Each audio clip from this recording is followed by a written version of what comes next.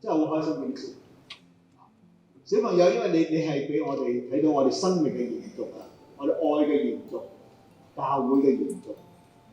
耶穌基督特別喜歡小朋友。教區兒童牧民發展小組6月20至22號一連3日喺長洲明愛賽馬會明輝營舉辦兒童信仰生活營。周守仁書記仲喺活動嘅最後一日專程走入長洲為小朋友嘅感恩祭主禮。咁多位小朋友，耶穌基督雖然而家唔係喺度俾我哋搣到啊、摸到啊、吃到啊出嚟，但係佢係靠我哋去代表佢，去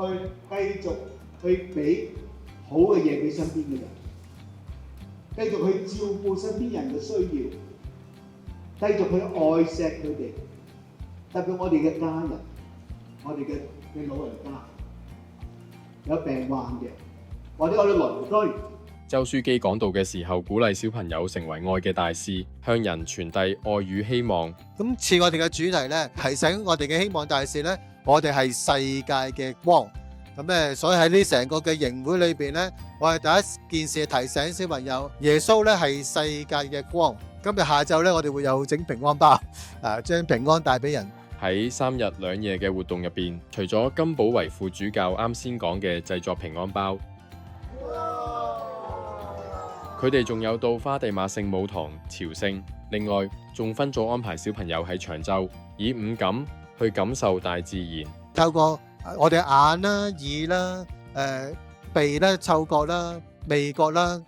觸覺咧，去感受一下天主嘅創造，藉此喚起佢哋愛護大自然嘅心，以及進行夜遊活動。夜晚咧，你有一個咁嘅即係夜行啦，仲有睇翻咧，耶穌係我哋嘅光啦，我哋唔憂慮，我哋唔驚嘅。佢哋唔俾帶任何發光嘅物體咯，兜咗我哋本身嘅營地一圈，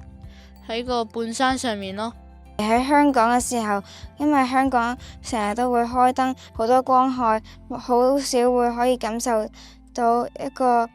夜晚係全冇燈嘅。咁今次我就終於可以感受到，我可以見到天空上面喺度閃閃發光嘅星星。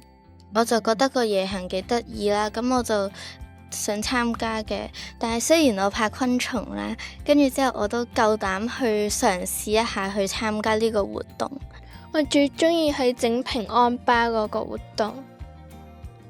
因為我可以第一次親手整平安包俾自己食。最難忘就係啱啱呢一個嘅感恩祭，佢講嗰一個嗰啲非洲嘅小朋友一齊去競爭嗰一個水果嘅故事。嗰啲小朋友拖埋晒手一齊跑㗎，跑到去棵樹嗰度，大家一齊幫你幫我幫你騎上去咁樣，去攞啲生果。攞咗生果之後，大家好開心嘅攞住一陣咧，就圍埋個圈嚟食嘅。呢一個嘅故事令我學到咧，唔係乜嘢都應該係要競爭。我哋嘅聖體聖事都係，冇人需要爭住領聖體先，係咪啊？我哋係一齊好開心咁樣去分享基督嘅聖體，同一個生命，同一個生活營養啊，營養素啊。咁我哋大家記得咯，我哋希望我哋繼續培養我哋嘅小朋友有呢份團結嘅心，一份合一嘅精神，咁樣先至可以為我哋嘅世界創造更好嘅未來。呢個活動呢，令到我學到要更加親近天主啦，同埋天主呢，其實係世界嘅光，生命嘅光。我哋作為希望大使呢，我哋都應該將希望傳遞俾其他人咯。